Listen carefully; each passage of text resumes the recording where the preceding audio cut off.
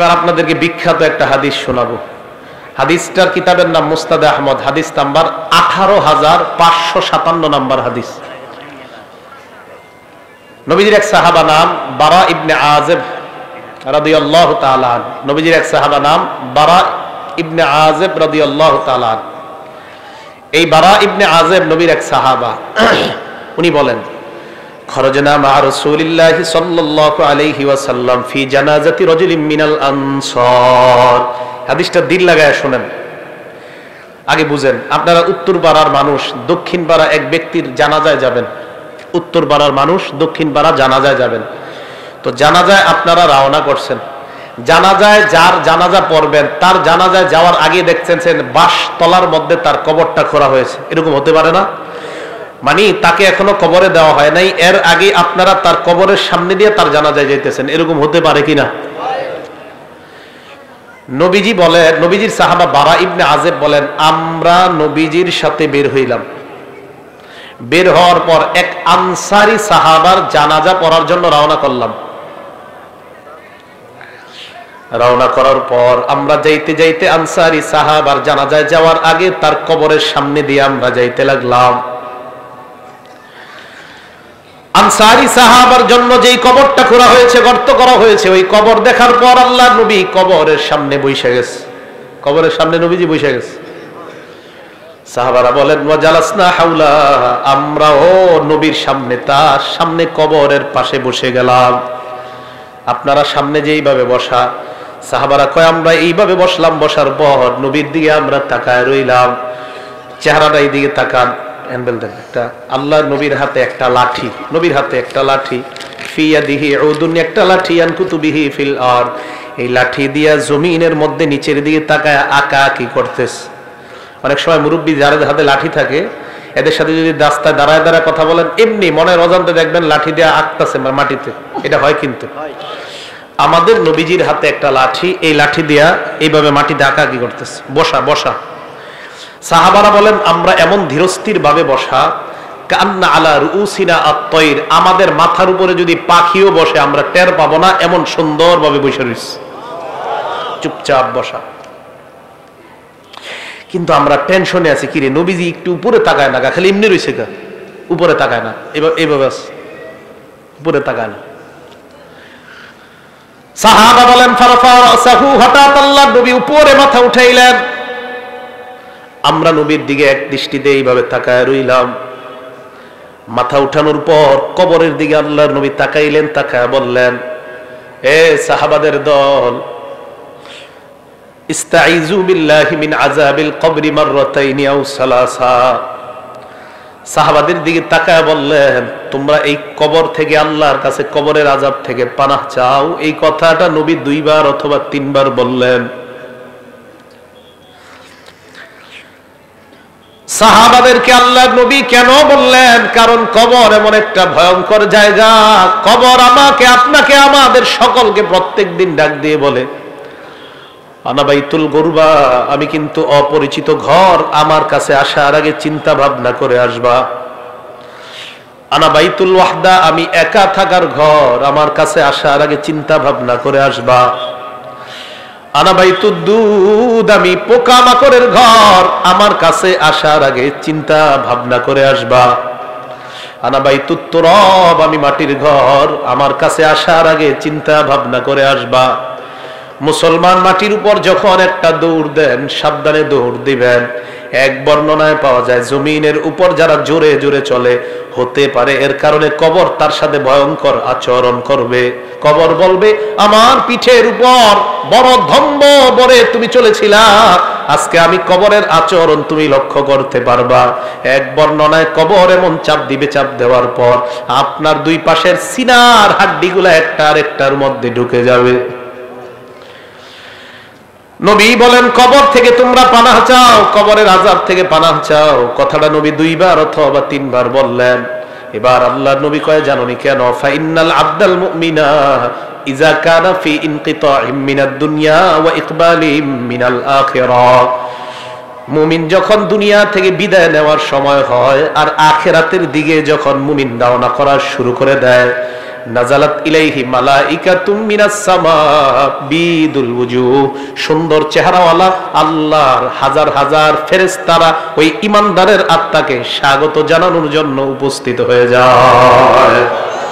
ঈমানদার বিদায় নিবে, সুন্দর চেহারা বিশিষ্ট হাজার হাজার ফেরেশতারা ঈমানদারের সামনে আসে। আসার পর দেখেন, আপনারা দেখবেন যদি কোনো মুমিন মারা যায়, মারা যাওয়ার সময় কিন্তু আমরা একটু অনেক সময় বুঝতে পারি যে এই লোকটা মারা যাইতে পারে আজকে। মুমূর্ষ মানে মুমূর্ষ রোগী যারা বলি, হাদিসে আসছে ইয়াজলিসু মিনহু মাদ্দা বাসরিহি, ঈমানদার এইভাবে চোখ দিয়া তাকাইলে তার দৃষ্টি যেই পরিমাণ যায়, ফেরেশতারা দুইটা কাতার হয়ে ঈমানদারের দৃষ্টির শেষ সীমানা পর্যন্ত তার আত্মাকে স্বাগত জানানোর জন্য তারা বসে অপেক্ষা করতে থাকে। কথাটা কি বুঝে আসছে আপনাদের? তো সবাই অপেক্ষায় আছে, সবাই তো অপেক্ষায় আছে। হাত্তা ইয়াজিআ ইলাইহি মালাকুল মাউত, মরণের ফেরেশতা তার কাছে এসে যায়। জোরে বলেন কোন ফেরেশতা? মালাকুল মাউতের নাম কি? কয় জিবরাইল। মালাকুল মাউতের নাম কি? আজরাইল। যদি আমার কাছে আসে, আপনার কাছে আসে, এক সময় যদি বাংলাদেশের 10 জন মারা যায়, আমেরিকার 10 জন, পাকিস্তানের 10 জন, ভারতের 10 জন যদি একই সময় মারা যায়, আজরাইল কোন দেশে আছে? হ্যাঁ, সব জায়গায়। হ্যাঁ, সব জায়গায়। এটা বিপদের প্রশ্ন কিন্তু। হ্যাঁ, সবাই মন দিয়ে শোনেন। আমাদের দেশে 10 জন, পাকিস্তান 10 জন, ভারত 10 জন, ইন্দোনেশিয়া 10 জন, অস্ট্রেলিয়া 10 জন একই সময় মারা গেছে। আজরাইল কোন জায়গায় আছে? এক জায়গার থেকে কেমনে? কোরআনে আইছে মালাকুল মাউত তার কাছে আসে। কে বলছে? তার আন্ডারে আছে। আপনি বলছেন? সাহস করে কর না। আচ্ছা, আপনি বলছেন? মাশাআল্লাহ, সবাই বলেন মাশাআল্লাহ। অনেক সময় কেউ কিছু কইলে ডরে কইতেছে না, পরে আবার এই ব্যাপারে আর একটা হাদিস শোনাই দিই। উনি যে ডরে কইতেছে নাই, এক সাহাবা নবীজি সাল্লাল্লাহু, এটা কিন্তু আমাদের বিষয়বস্তু না, ওনার কারণে আর কি, উনি যে ডরে কয় নাই, তো ডরে না কওয়ার একটা ফায়দা আছে, এটা বলি। এক সাহাবা নবীজি যখন নামাজ থেকে উঠছে, উঠার পরে বলছে সামি আল্লাহু লিমান হামিদা। বলেন তো আপনারা আমরা কি বলি? আমরা পিছন থেকে এক সাহাবা বললেন আল্লাহুম্মা রাব্বানা ওয়া লাকাল হামদ হামদান কাসীরান তাইয়িবান মুবারাকান ফীহ। সালাম ফিরানোর পর আল্লাহ নবী বললেন, সব সাহাবারা কমায়া বলছে, বাড়ায়া কে বলছে? তাড়াতাড়ি কও। যিনি বাড়ায়া বলছো তিনি বলো। এই জায়গায় একটা হাদিস মনে রাখবেন, আল্লাহ নবীকে সাহাবারা বলছে হুজুর আপনি কি আম করে দেখেন। এই মন দিয়ে শোনেন। ইবনে হাজার আসকালানী ওই কথাটা লেখছে, আল্লাহ নবী কয় আমি সামনে থেকে যেমন দেখতে পাই, পিছন থেকেও সুন্দরভাবে আল্লাহ ওই মুহূর্তে তোমাদেরকে দেখা দেয়। এই কে বলছো বলো? কেউ কয় না, শিকারিয়া হ্যাঁ না। নবীজি বললেন সাহস করে বলো কে বলছো। তো এক সাহাবা আস্তে আস্তে, হুজুর আমি। নবীজি কয় তুমি বলছো? কয় হ্যাঁ। কয় সাহস করে বলে ফেলো। কয় জি হুজুর আমি বলছি। আল্লাহ নবী কয় তুমি এত সুন্দর একটা তাসবিহ পাঠ করছো, তোমার এই তাসবিহাত, এই সওয়াব আল্লাহর কাছে নেওয়ার জন্য প্রায় 30 জনের কাছাকাছি ফেরেশতা লড়াই করতেছে, কার আগে কে তোমার সওয়াব আল্লাহর কাছে নিয়ে যাবে। যারা মাঝে মাঝে কইলেন সাহস করে কইবেন আমি, এটা কইলে লস নাই। দেখছেন নি, মালাকুল মাউত লিডার একজন আজরাইল, ওনার অধীনে অসংখ্য অগণিত কাজ করে। বুঝে আসছে তো? তো একজন কয়া লাইছে, আপনাদেরকে রক্ষা করছে, উনি আপনাদের মান সম্মান রাখছে। তো মালাকুল মাউত একজন আজরাইল, উনি লিডার, ওনার অধীনে কোটি কোটি ফেরেশতা কাজ করে। সুবহানাল্লাহ। মালাকুল মাউত তার সামনে আসার পর, ওই যে ইমানদার মারা যাবে তার একদম মাথার কাছে বসে, মাথার কাছে বসার পর ইমানদারকে ডাক দেয়, ইয়াতুহান নাফসুল হামিদা, হে প্রশংসনীয় আত্মা। সুবহানাল্লাহ। উখরুজি, তুমি বের হও, ইলা রব্বিন রাদিন আনকি গায়রি গদবান, তুমি এমন রবের দিকে বের হও যে রব তোমার উপর সন্তুষ্ট, তিনি তোমার উপর অসন্তুষ্ট না। তাড়াতাড়ি তুমি বের হও। হাদিসে আসছে ইলা রব্বিন রাদিন আনকি গায়রি গদবান ওয়া মাগফিরাতিম মিনাল্লাহ। ওই নফসটাকে মালাকুল মাউত বের করতে করতে কয় সুসংবাদ নিয়ে নাও, আল্লাহ তোমার জিন্দেগীর সব গুনাহগুলো মাফ করে দিয়েছেন। আসো আসো। ইমানদারের আত্মাটা যখন বের করার পর মালাকুল মাউত আত্মাটা তার হাতের মধ্যে চোখের পলক পরিমাণও রাখতে পারে না। মালাকুল মাউত চায় আত্মাটা, ইমানদারের আত্মাটা আমি কারো কাছে দিব না, কিন্তু ইমানদারের সামনে হাজার হাজার ফেরেশতারা কয় আত্মা আমাদের কাছে দিয়ে দেন। আহারে ইমানদারের আত্মা নিয়ে কারাকারি লেগে যায়, কে ইমানদারের আত্মাটা নিবে এই নিয়ে কারাকারি লেগে যায়। বালিশে আজকে মাথাটা লাগায় চিন্তা করেন, আমার আপনার আত্মা এইভাবে হয় কি হয় না, চিন্তার বিষয়। ইমানদারের আত্মা সামনের ফেরেশতারা কয় আমাদের কাছে দিয়ে দেন। হাদিসের মধ্যে আসছে ফেরেশতাদের কাছে দুইটা জিনিস আছে। এক নাম্বার মাহুম কাফরুম মিন আকফানিল জান্নাহ, জান্নাতের কাফনের কাফর বিছায়া কয় ও মালাকুল মাউত ইমানদারের আত্মাটা এই জান্নাতের কাফনের কাপড়ের মধ্যে দিয়ে দেন। জান্নাতের কাফনের কাপড়, মুসনাদে আহমদ হাদিস নাম্বার 18557 নম্বর হাদিস, আবু দাউদ হাদিসটা সংক্ষেপে আসছে। এই হাদিসের মান সহিহ, সহিহুল জামেও আসছে, নাসিরউদ্দিন আলবানী যে কিতাব লিখছে ওখানে আসছে। তাদের আহলে হাদিস ভাইরাও এই হাদিস নিতে পারেন, টেনশনের কিছু নেই। তো রাসূল করিম সাল্লাল্লাহু আলাইহি ওয়াসাল্লাম বলেন মালাকুল মাউত যারা সামনে যে ফেরেশতারা হাজার হাজার, তারা জান্নাতের কাফনের কাপড়টা বিছায় কয় আত্মাটা এই জায়গায় দাও। দেখেন কি কয়, আত্মা ওই কাফনের মধ্যে দেওয়ার পর হানুতুম মিন হানুতিল জান্নাহ, জান্নাতের সুগন্ধি লাগায় দেয়। সুবহানাল্লাহ, সুগন্ধি লাগায় ইমানদারের আত্মাটা এইভাবে পেঁচায়। পেঁচানোর পর আত্মা নিয়ে যখন ফেরেশতারা ফাসআদুনা বিহা ইলাস সামা, আল্লাহর আসমানের দিকে তারা রওনা হয়ে যায়। আসমান, প্রথম আসমানের কাছে যাওয়ার আগে অন্যান্য হাজার হাজার ফেরেশতারা যাদের সামনে দিয়ে নিয়ে যায়, হাদিসের মধ্যে আসছে যার সামনে দিয়ে যায় ওই ব্যক্তিরা, ওই ফেরেশতারাই কয়টা কার আত্মা কোথায় নিয়ে যাও। আত্মা বহনকারী ফেরেশতারা কয় ফুলান ইবনু ফুলান, এটা উমকের আত্মা উমক জায়গায় নিয়ে যায়। ভালুকার উমকের আত্মা, উমকের সন্তান উমকের আত্মা। এই ফেরেশতারা কয় তোমরা কিভাবে বুঝতে পারলা? কয় আমরা এমন সুন্দর একটা ঘ্রাণ পাইলাম, এত সুন্দর ঘ্রাণ এই দুনিয়ার অন্য কোথাও আমরা পাই না। ইমানদারের আত্মা থেকে এত সুন্দর ঘ্রাণ বের হয়। আত্মা কোথায় নিয়ে যাও? কয় আসমানে নিয়ে যাই। প্রথম আসমানের কাছে যাওয়ার পর আসমানের দরজা খুলে দেওয়া হয়। প্রথম আসমানের ফেরেশতারা, হাদিসের মধ্যে আল্লাহ নবী বলেন যত ফেরেশতাদের সামনে দিয়ে আত্মাটা যায় প্রত্যেক ফেরেশতা স্বাগত জানাইতে জানাইতে আত্মা উপরের দিকে পাঠায় দেয়। 2 নাম্বার আসমান, 3 নাম্বার আসমান, এইভাবে 7 আসমানের উপর আত্মা যখন চলে যায়, আল্লাহ পাক রব্বুল আলামিন বলে ফেরেশতাদের দল এবার থাম, আর আত্মা উপরে উঠানোর কোনো প্রয়োজন নাই। আল্লাহ তখন বলে উকতুবু কিতাব আব্দি ফি ইল্লিয়িন, আমার বান্দার আমলনামা ইল্লিয়িনের মধ্যে তোমরা লিপিবদ্ধ করে দাও। ইল্লিয়িন একটা সুন্দর জগতের নাম। আমার বান্দার আমলনামা এই জগতের মধ্যে তোমরা লিপিবদ্ধ করে আমার বান্দাকে জান্নাতি ঘোষণা দিয়ে দাও। ইল্লিয়িনের মধ্যে আমলনামা দেওয়ার পর ভালো করে শুনবেন, ইমানদারের আত্মা 7 আসমানের উপর, আমরা দেহটাকে বাসতলায় নিয়ে দাফন করতেছি, ঠিক না? আমরা জানাজা দিলাম, জানাজা দেওয়ার পর যখন আত্মাটা আমরা নিয়ে যাই, দেহটা এক বর্ণনায় আসছে ইমানদারের দেহ কবরে দেওয়া পর্যন্ত হাজার হাজার ফেরেশতারা কবর পর্যন্ত তাকে স্বাগত জানাইতে জানাইতে কবরের কাছে নিয়ে যায়। ইমানদারের আত্মা আমরা দাফন করলাম, দেহ দাফন করলাম, আত্মা আসমানের উপর। আল্লাহ পাক রব্বুল আলামিন বলে ফেরেশতাদের দল আমার বান্দার আত্মাটা কবরের মধ্যে তার দেহের মধ্যে ঢুকিয়ে দাও। ইমানদারের দেহের মধ্যে আত্মা ঢুকিয়ে দেওয়ার পর ফায়াতিয়ানিহি মালাকান, 2 জন ফেরেশতা ইমানদারের কাছে উপস্থিত হয়ে যায়। উপস্থিত হওয়ার পর ফায়ুজিলিসানিহি, তারে বসায়। বসানোর পর ফায়াস আলানিহি, তাকে প্রশ্ন করে। 1 নাম্বার মার রব্বুকা, তোমার রবকে জবাব দাও। ওই বান্দা জবাব দেয় রব্বি আল্লাহ, চিল্লায় বলেন আমাদের রব কে? এই কথার উপর অটল থাকতে হবে, কিন্তু এই কথার উপর কি থাকতে হবে? অটল কেন থাকতে হবে? সূরা হামিম আস-সাজদা 24 নাম্বার পারা 19 নাম্বার পৃষ্ঠা, সূরা হামিম আস-সাজদা আয়াত নাম্বার 30। এই সূরাটাকে সূরা ফুসসিলাত বলা হয়। আল্লাহ বলেন ইন্নাল্লাযীনা ক্বালু রাব্বুনাল্লাহ, নিশ্চয়ই যারা বলে আমাদের রব আল্লাহ, নিশ্চয়ই যারা বলে আমাদের রব আল্লাহ, সুম্মাস্তাকামু, এই কথার উপর অটল থাকে। জোরে বলেন কি থাকে? আওয়াজ দিয়ে বলেন আমাদের রব কে? আল্লাহ। রূহের জগতে আল্লাহ আমাকে আপনাকে আমাদেরকে প্রশ্ন করছে, আলাস্তু বিরাব্বিকুম, আমি কি তোমাদের রব না? কাফের বেঈমান নবী ওলি সবার আত্মা জবাব দিয়ে বলছে আল্লাহ আপনি আমাদের রব।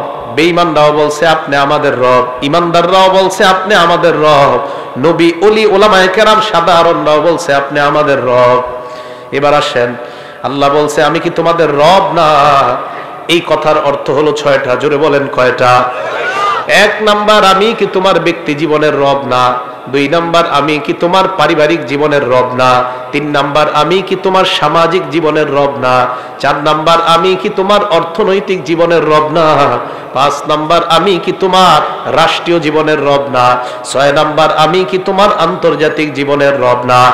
1 নাম্বার, আমি তোমার ব্যক্তি জীবনের রব কিনা? আমি বলছি আল্লাহ আপনি আমার ব্যক্তি জীবনের রব। তাহলে ব্যক্তি জীবনে তুমি নামাজ কায়েম যদি করো, হক ভাবে চলো, তাহলে ব্যক্তি জীবনে আমাকে তুমি রক্ষা করলা।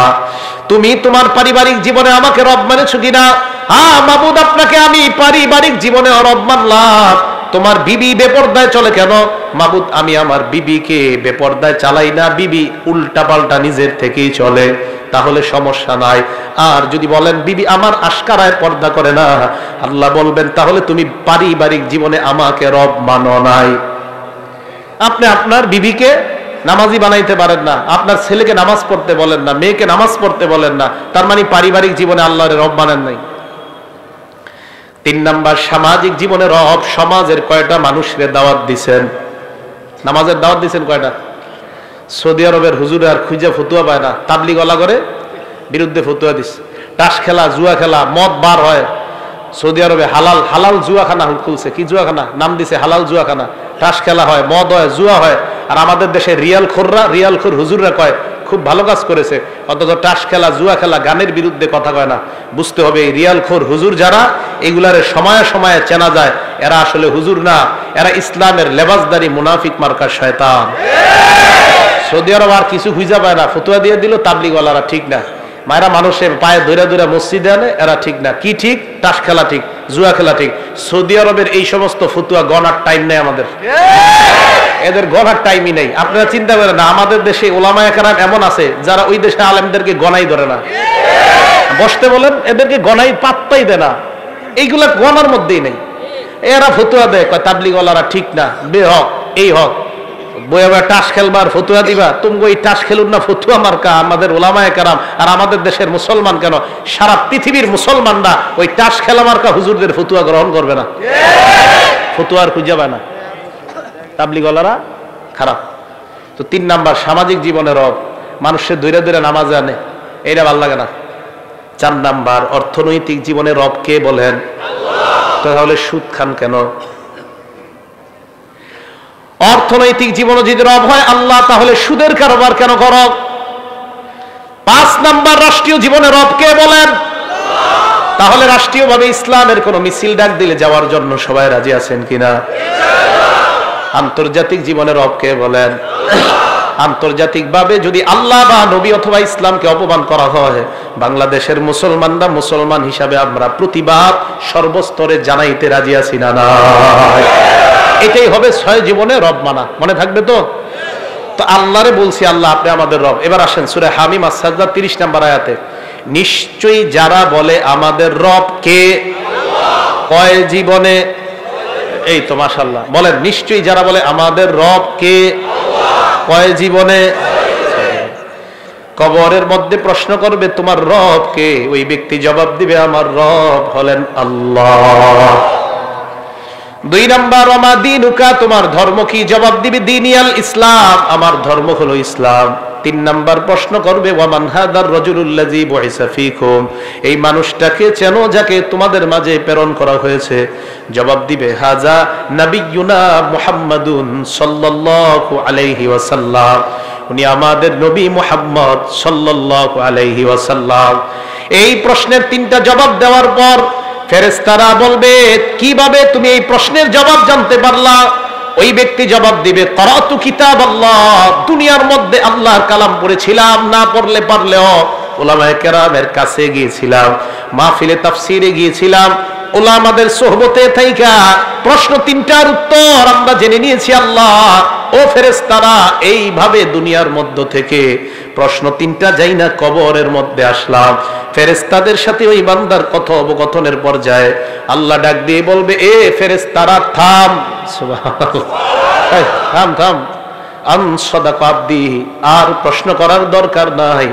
আমার বান্দা যা বলছে আমি আল্লাহ তাকে সত্যায়ন করে দিলাম। হ্যাঁ, আমি সত্যায়ন করে দিছি। আল্লাহ সত্যায়ন করলে আর কিছু লাগবে?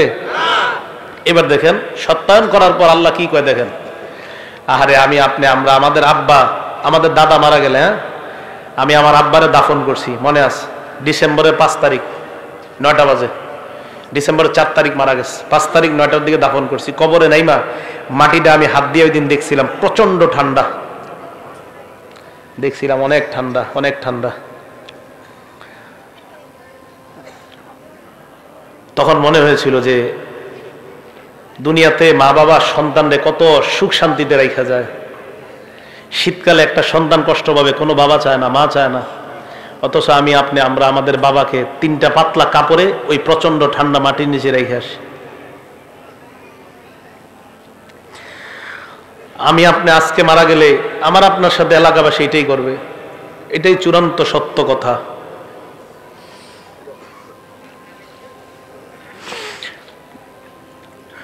মারা যাওয়াটাই চূড়ান্ত সত্য কথা, মারা থেকে কেউ বাঁচতে পারবে না। আল্লাহ ডাক দিয়ে বলবে, আফরিশুহু মিনাল জান্নাহ, আমার বান্দারে পাতলা পোশাকে দুনিয়ার মানুষ কবর দিছে, তারে জান্নাতের পোশাক পরায় দাও।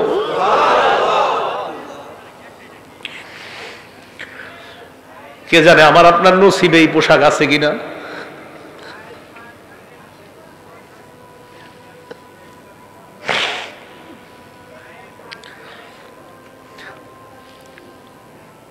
এই কথা বলার পর আল্লাহ বলবেন, আফরিশুহু মিনাল জান্নাহ ওয়া আলবিসুহু মিনাল জান্নাহ।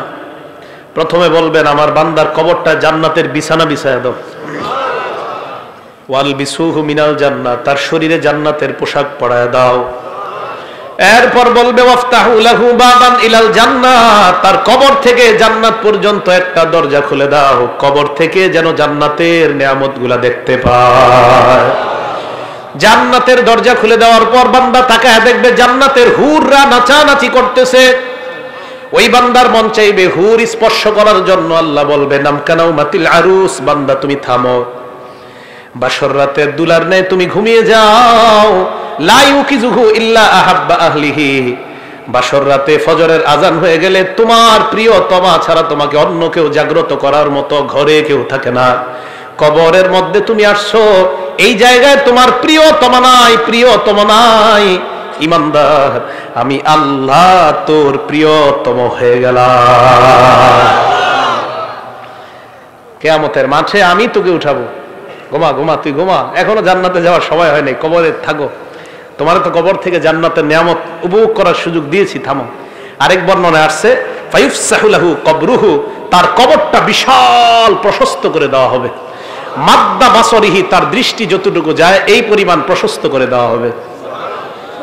প্রিয় ভাইয়েরা, জামির দিয়ার ভাইয়েরা, আমার আপনার কবরটা, আমার আপনার মৃত্যুটা, আমার আপনার কবরটা যেন এমন কবরই হয়।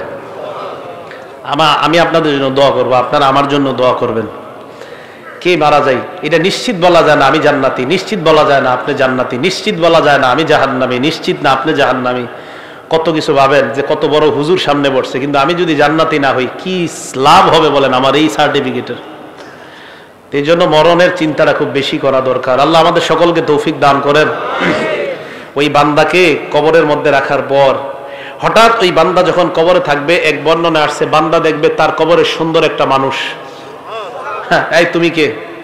বলবে, আনা আমালুকাস সালিহ, আমি তোমার নেক আমল, আমি নেক আমল। নবীজি এই কথা মনে আসেনি, নবীজি এই হাদিস বৈশা শোনাইতেছে কোথায় বুঝলে গেছে? হ্যাঁ, হাদিস শেষ হয় নাই কিন্তু এখনো, কবরের সামনে বসে হাদিস শোনাইতেছে। এবার সাহাবাদেরকে বললেন, ওয়া ইন্নাল আবদাল ফাজিরা, পাপাচার বান্দার মরণের যখন সময় হয়ে যায়,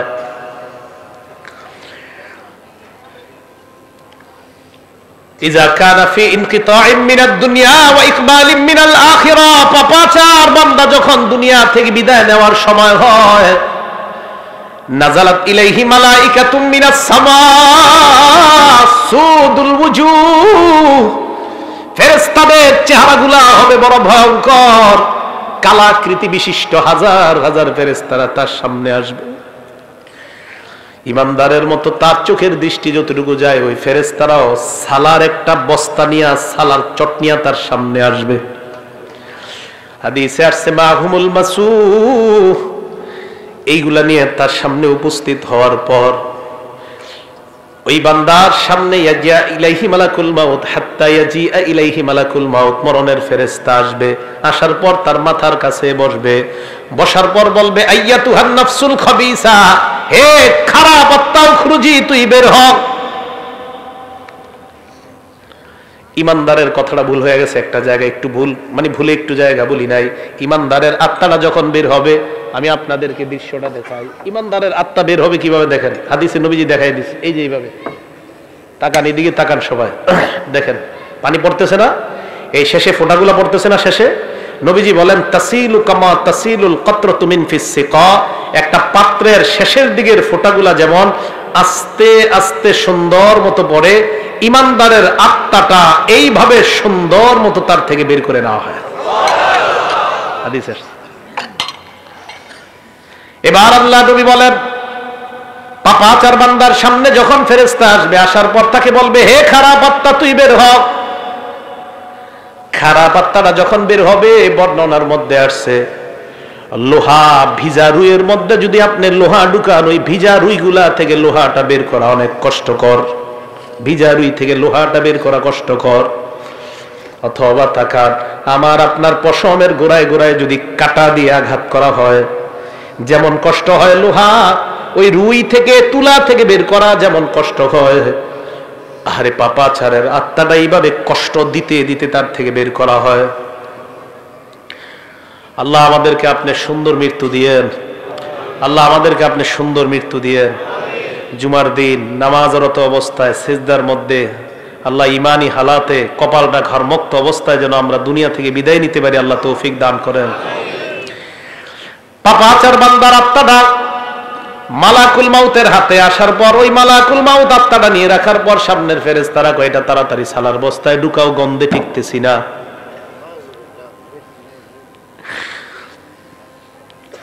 আত্মাটা এইভাবে পেঁচানোর পরে আত্মা নিয়ে যখন রওনা হয়, অন্য ফেরেশতারা কয় কার আত্মা কোথায় নিয়ে যাও, সরাও তাড়াতাড়ি। আত্মা বহনকারী ফেরেশতারা বলবে কেন, কয় গন্ধে টিকতেছি না, এটা এখান থেকে সরাও। এত গন্ধ কেন, সরাও। আত্মা যখন উপরে নিয়ে যায়, প্রথম আসমানের কাছে যাওয়ার পর আল্লাহ কয় ফেরেশতারা এই আত্মার উপরে উঠানোর কোনো দরকার নাই, আত্মাটা আসমানে আনারই কোনো দরকার নাই। উক্তুবু কিতাব আবদি ফি সিজ্জিন, আমার বান্দার আমল নামা সিজ্জিন নামক জায়গার মধ্যে লিপিবদ্ধ করে দাও। চিল্লায়া বলেন নাউজুবিল্লাহ। আমল নামা ওই জায়গায় লিপিবদ্ধ করে দেওয়ার পর আমরা পাপাচার বান্দার দেহটা কবরের মধ্যে রাখলাম। কবরে রাখার পর আল্লাহ বলেন তার আত্মা কবরে তার দেহের মধ্যে ঢুকিয়ে দাও। কবরে তার দেহের মধ্যে আত্মা ঢুকিয়ে দেওয়ার পর ফায়াতিয়ানিহি মালাকান, দুইজন ভয়ঙ্কর ফেরেশতা আসবে, মাথার চুলগুলা পায়ের মধ্যে পড়বে। দেখতে চোখগুলা মনে হবে ভয়ঙ্কর চোখ বিশিষ্ট ফেরেশতারা এসে বলবে ইউজিলিসানিহি, তাকে বসাবে। ওই বান্দা তাদের দিকে তাকায়, তার অবস্থা খারাপ হয়ে যাবে। প্রশ্ন করবে মার রব্বুকা, তোর রবকে জবাব দে। বান্দা বলবে হা হা লা আদরি, এই প্রশ্নের জবাব আমার জানা নাই। 2 নাম্বার ওয়ামা দিনুকা, তোমার ধর্ম কি, জবাব দাও। বান্দা বলবে হা হা লা আদরি, আমার প্রশ্নের জবাব জানা নাই। 3 নম্বরে বলবে ওয়ামান হাযার রাজুল, এই মানুষটাকে চিনো। ওই বান্দা বলবে হা হা লা আদরি, আমার প্রশ্নের জবাব জানা নাই। এই কথা বলার পর ওই ফেরেশতাদের প্রশ্ন উত্তর পর্ব চলার পর আল্লাহ ডাক দিয়ে বলবে ফেরেশতারা থাম। ইমানদারের সময় কইছে থাম, পাপাচারের সময় বলবে থাম। আনকাযাবা আবদি, আমার বান্দা যা বলতেছে সব মিথ্যা। আমি আল্লাহ তারে মিথ্যাবাদী বললাম, এটা মিথ্যাবাদী, এটা মিথ্যাবাদী, সর তোরা এখান থেকে সর। আলবিসুহু মিনান নার, তার শরীরে জাহান্নামের আগুনের পোশাক পরায় দে। ওয়াফরিশুহু মিনান নার, তার কবরের মধ্যে জাহান্নামের বিছানা বিছায়া দাও। কোরআনে আল্লাহ বলেন লাহুম মিন জাহান্নামা মিহাদ ওয়া মিন ফাওকিহিম গাওয়াশ। নিচে তাকায় দেখবে নিচের বিছানাটা আগুনের বিছানা, উপরে তাকায় দেখবে কবরের ডান্ডা। এই ডান্ডা নিয়ে লোকটাকে একটা জোরে আঘাত করবে। হাদিসে আসছে ইয়াসিহু সাইহা, এমন জোরে একটা চিৎকার মারবে, ইয়াসমাউহা কুল্লু শাইইন ইল্লা সাকালাইন। দুনিয়ার জিন ইনসান ছাড়া সবাই তার চিৎকারের আওয়াজ শুনতে পায়। গরু শুনতে পায়, ছাগল শুনতে পায়, দুনিয়ার মানুষ আর জিন ছাড়া সবাই তার চিৎকারের আওয়াজ শুনতে পায়। এই জন্য মুসলমান সাবধান, পাপাচার হয়ে মৃত্যুবরণ করলে কবরের অবস্থাটা হবে বড় ভয়ঙ্কর। আল্লাহ বলবে ওয়াফতাহু লাহু বাবান ইলান নার, তার কবর থেকে জাহান্নামের একটা দরজা খুলে দাও। হাদিসে আসছে ফায়াতিহা মিন সাবুবিহা ওয়া হারুরিহা, কবরের প্রচন্ড গরম, জাহান্নামের গরমগুলা তার কবরে একটু পর পর বারবার আসতে থাকবে। এই ভয়ঙ্কর আগুনের উত্তাপে চারদিকে যখন তাকায় দেখবে নিচে আগুন, উপরে আগুন, চারদিকে আগুন আর আগুন। এই ভয়ঙ্কর আগুনের অবস্থা দেখার পর ওই বান্দার ব্যাপারে আল্লাহ পাক রব্বুল আলামিন বলবেন পাপাচার হওয়ার কারণে তার এই শাস্তি হবে কিয়ামত পর্যন্ত। এই জন্য মুসলমান, পাপাচার অবস্থায় আমার আপনার মৃত্যু যদি হয় তাহলে আমার আপনার অবস্থাটা হবে ভয়ঙ্কর। আল্লাহ আমাকে আপনাকে সবাইকে উত্তম মুমিন হিসাবে যেন আমরা মরতে পারি আল্লাহ তৌফিক দান করেন, বলেন আমিন। মৃত্যুর যন্ত্রণা এই ভোগ করা আর মরণের সময় আমার আপনার অবস্থা যদি হয় ভয়ঙ্কর, একটু চিন্তা করবেন। আজকে বালিশে মাথা লাগা, আল্লাহ না করুক, আল্লাহ না করুক, আল্লাহ না করুক, আমার আপনার কবরে জাহান্নামের থেকে যদি দরজা দিয়া, জানালা দিয়া জাহান্নামের তাপ আর আগুন ঢুকতে থাকে, নিচে আগুন, উপরে আগুন, চারদিকে আগুন, আজকে ল্যাপটা মাথায় দিয়ে অন্ধকার চোখে তাকায় কল্পনা করবেন যে কবরে তো আমি একা থাকতে হবে। এরকম ভয়ঙ্কর অবস্থা তৈরি হয়ে যাবে। তো প্রিয় মুসলমান ভাইয়ারা, এই জন্য আমার আপনার মরণটা যেন উত্তম মরণ হয়, আল্লাহর কাছে খুব বেশি বেশি দোয়া করা। আল্লাহ আমাদের সকলকে উত্তম মৃত্যু নসিব করেন। তো আল্লাহ বলেন সুম্মা তুরাদ্দুনা ইলা আলিমিল গায়বি ওয়াশ শাহাদা, সূরা জুমুআর 8 নম্বর আয়াতে আল্লাহ বলেন কোন মরণ থেকে তোমরা পালিয়ে বেড়াও, কোন মরণ থেকে তোমরা পালিয়ে বেড়াও। আল্লাহ বলেন তোমাদেরকে দৃশ্য অদৃশ্যের রব আল্লাহর দিকে তোমাদেরকে ফিরে যাইতে হবে। ফায়ুনাব্বিউকুম বিমা কুনতুম তা'মালুন, তোমাদেরকে তোমাদের আমল সম্পর্কে আল্লাহ জানায় দিবে কিয়ামতের ময়দানে। হাফেজ সাহেবরা 15 নম্বর পারার 2 নম্বর পৃষ্ঠাটা খুলবেন, খোলার পর আল্লাহ আপনার আমলনামাটা দিয়ে বলবে ইকরা কিতাবাক, হে বান্দা নে তুই তোর আমলনামা পড়, পড় পড়। কাফা বিনাফসিকাল ইয়াউমা আলাইকা হাসিবা, আজকে হিসাবের জন্য তুই যথেষ্ট, তুই তোর আমলনামা পড়। ওই বান্দা আমলনামা খুলবে, খোলার পর 15 নম্বর পারার 18 পৃষ্ঠায় দেখবেন 2 নম্বর লাইন থেকেই শুরু। ফাতারাল মুজরিমিন মুশফিকিনা ফিহি, অপরাধীরা এই দেখেন এইভাবে তাকাবে আমলনামার দিকে, বিশাল বড় বড় চক্ষু করে তাকাবে, তাকায় বলবে মালি হাযাল কিতাব, এটা আবার কেমন আমলনামা, লা ইউগাদিরু সগীরাতান ওয়ালা কাবীরাতান ইল্লা আহসাহা, এটা দিয়ে ছোট ছাড়ে নাই, বড় ছাড়ে নাই, আমি যত অপরাধ করলাম সমস্ত অপরাধ দেখি এই জায়গার মধ্যে লেখা। এই জন্য মনে রাখবেন আমার আপনার প্রত্যেক দিন আমার আপনার আমলনামা লেখার জন্য ফেরেশতা কাঁধের মধ্যে আছে। সূরা ইনফিতর 10, 11, 12 নম্বর আয়াতে আল্লাহ বলেন ইন্না আলাইকুম লাহাফিজিন, তোমাদের সাথে সংরক্ষণকারী ফেরেশতা আছে, কিরামান কাতিবিন, লেখক ফেরেশতারা, ইয়ালামুনা মা তাফআলুন, তোমরা যা করো তারা তা জানে। এবার আপনারা একটা আয়াত সারা জীবন উলামায়ে কেরাম সহ সবাই মনে রাখবেন। সূরা আলাকের 14 নম্বর আয়াতে আল্লাহ বলেন বান্দা হাত দিয়ে যখন গুনাহ করো, পা দিয়ে যখন গুনাহ করো, চোখ দিয়ে যখন গুনাহ করো, কান দিয়ে যখন গুনাহ করো, সূরা আলাকের 14 নম্বর আয়াতটা মনে রাখবা। আল্লাহ কয় আলাম ইয়ালাম বিআন্নাল্লাহা ইয়ারা, এই বান্দা এই তুই কি করস, তুই জানোস না আমি তোরে দেখি, বলতেছ আল্লাহ বলতেছে এই তুই জানোস না আমি তোরে দেখি, এই যে হাত দিয়ে গুনাহ করতেছে, এই আলাম বিআলাম, এই সে কি জানে না? আল্লাহ কয় আরে তার কি হলো, সে কি জানে না? বিআন্নাল্লাহা ইয়ারা, আমি আল্লাহ তাকে দেখছি, সে কি জানে না? সে হাত দিয়ে কিভাবে গুনাহ করে, সে জানে না আমি তাকে দেখছি? সূরা কফের 26 নম্বর আয়াতে আল্লাহ বলেন ওয়ালাকাদ খালাকনাল ইনসান, আমি মানুষ বানাইছি, ওয়া না'লামু মা তুওয়াসওয়িসু বিহি নাফসু, মানুষের অন্তর কি কুমন্ত্রণা দেয় আমি জানি। আমার দিকে তাকান, এই যে আমি কথা বলতেছি আরিফ বিন হাবিব, আল্লাহ কয় আমি শুনি। এবার আমি মুখ বন্ধ রাখলাম, জিহ্বা দিয়ে বলতেছি, আল্লাহ কয় এটাও শুনি। মুখ বন্ধ, জিহ্বা বন্ধ, মনে মনে মনে মনে শুধু কল্পনা করছি, আল্লাহ কয় বান্দা এটাও শুনি। তুমি কি বলবা সব শুনি আমি। এজন্য আমার দিকে তাকান, আল্লাহ কয় ইয়ালামু খাইনাতাল আয়ুনি ওয়া মা তুখফিস সুদূর। এই তুমি চোখের কোনা দিয়া কি কি গুনাহ করো, ডাইরেক্ট করো না, চোখের আর চোখে তুমি কোনো গুনাহ করতেছো, ইয়ালামু এ বান্দা আমি কিন্তু তোর চোখের এই কোনার খেয়ানত সম্পর্কে আমি জানি। রাস্তা দিয়ে হাঁটতেছেন এইভাবে চোখের কোনা দিয়ে গুনাহ করতেছে, একটা আয়াত সারা জীবন মুখস্থ রাখেন, তা আপনার জন্য যথেষ্ট। ইয়ালামু খাইনা, আপনি রাস্তা দিয়ে হাঁটবেন আর চিন্তা করবেন আল্লাহ বলছে আমার চোখ নাকি কোনো খেয়ানত যদি আশেপাশে চুপে চুপেও করে ফেলে, এটাও আল্লাহ জানে। তো 26 নম্বর আয়াতে আল্লাহ বলেন আমি কিন্তু জানি। তো জানার পরে আল্লাহ আপনি কিভাবে জানেন? প্রশ্ন, ওয়ানাহনু আকরাবু ইলাইহি মিন হাবলিল ওয়ারিদ, তোমার গলার যে দমনি এটারও আরো কাছে আমি আল্লাহ থাকি। প্রিয় মুসলমান ভাইয়েরা, সবার কথাগুলো মনে থাকবে তো ইনশাআল্লাহ?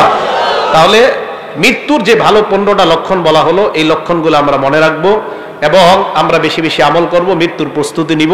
আল্লাহ পাক রব্বুল আলামিন আমাদের সকলকে মৃত্যুর প্রস্তুতি নিয়ে আমরা যেন কবরে যাওয়ার আগেই ইমানদার হয়ে মুমিন হয়ে কবরে যাইতে পারি, আল্লাহ তৌফিক দান করেন। আব্দুল্লাহ ইবনে আব্বাস বলেন বয়ান হবে কম, আমল হবে বেশি, আজকে থেকে বেশি বেশি আমল করার তৌফিক দান করেন। আল্লাহ আমাদের সকলকে জীবনের পিছনের যে গুনাহ খাতাগুলো আমরা করেছি সমস্ত গুনাহগুলো আল্লাহ মাফ করে দেন। আমিন ওয়া আখিরু দাওয়ানা আলহামদুলিল্লাহি রাব্বিল আলামিন।